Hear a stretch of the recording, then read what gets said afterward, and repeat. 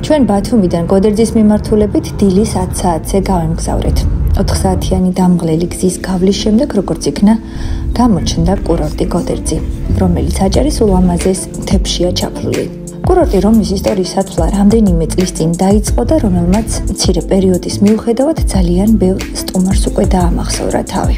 ჩვენ სასტუმრო ამბასადორში გავჩერდით, სადაც ნამდვილად არაჩვეულებრივი დღეები გავატარეთ. ეს არის ერთ-ერთი გამორჩეული 5 ვარსკვლავიანი სასტუმრო, სადაც როგორც ადგილობრივები, ასევე ევროპიდან ჩამოსული ტურისტებიც რჩებიან.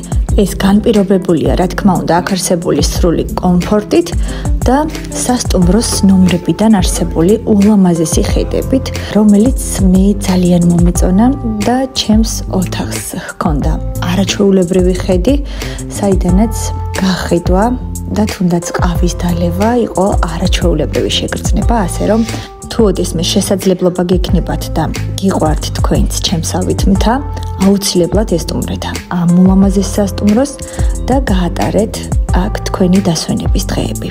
კარგად მოვეწყე, დავახარისხე ჩემი ნივთები და გადავწყვიტე სასტუმროს დათვალიერება, რისთვისაც ჩავედი პირველ სართულზე.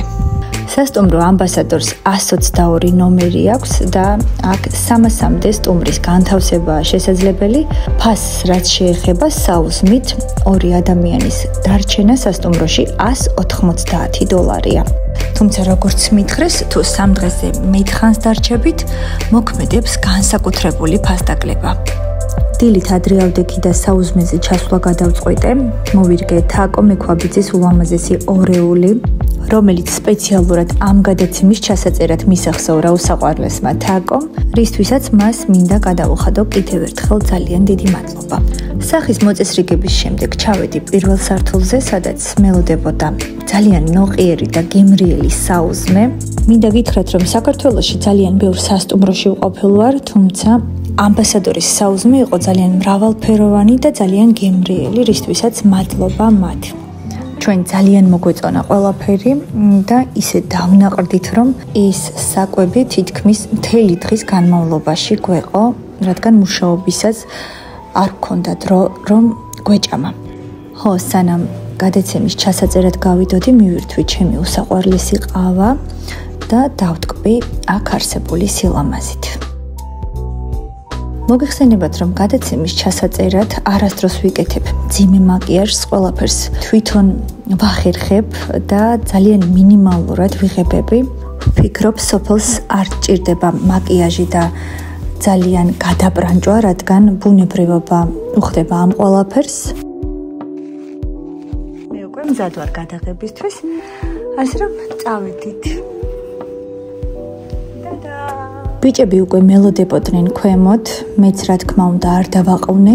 პირველ რიგში კადრები გადავიღეთ, იმიტომ რომ ამ სილამაზის გადაღება არის უმნიშვნელოვანესი, რომ რაც შეიძლება ბევრმა ადამიანმა ნახოს ჩვენი ულამაზესი კურორტი. აქ ამჟამად ფუნქციონირებს როგორც 5 ვარსკვლავიანი სასტუმროები, ასევე საოჯახო სასტუმროები, სადაც დარჩენა ნამდვილად ერთი დიდი სიამოვნებაა. ჩვენ ამჯერად ვესტუმრეთ ერთ-ერთ საოჯახო სასტუმროს, მინდა გაგაცნოთ ფრიდონი, რომელიც მე გავიცანი რამდენიმე წლის წინ, როცა კურორტი პირველად გაიხსნა.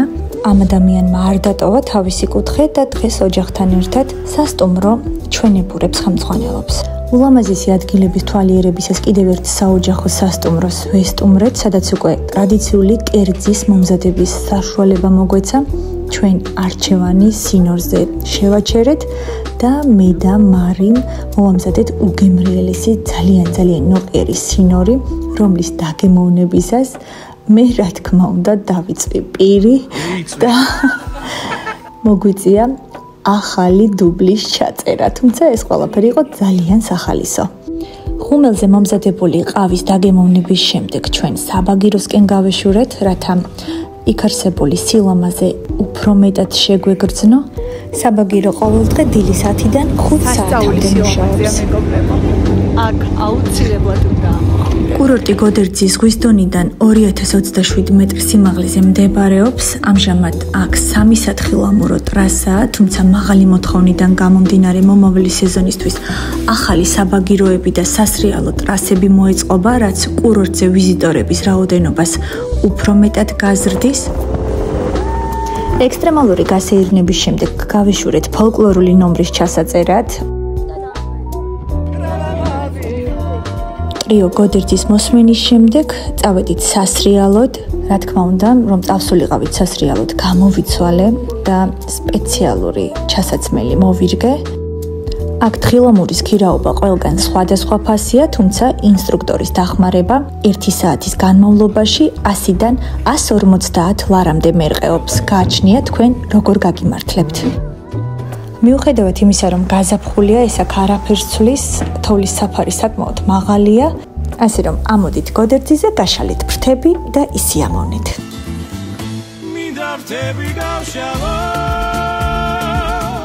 ზესვეს ნუმრო ზეცაში,